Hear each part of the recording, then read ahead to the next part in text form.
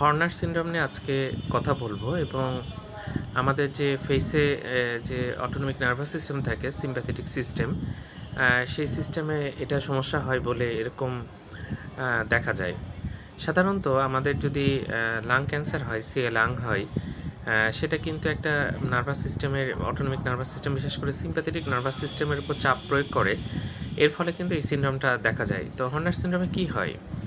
প্রথমত দেখা যায় যে পাশে যে সিম্প্যাথেটিক নার্ভের উপর চাপ তৈরি হয়, সেই পাশে দেখা যাচ্ছে টোসিস হয়, অর্থাৎ চোখের পাতাটা পড়ে যায়, চোখের মণি যেটা সেটা কনস্ট্রিক্টেড হয়। এটাকে আমরা মায়োসিস বলি। চোখের মণি যেটা সেটা হচ্ছে কনস্ট্রিক্টেড হয় এবং সেদিকের ঘাম কিন্তু কমে যায়। এই তিনটা জিনিস পাওয়া যায়।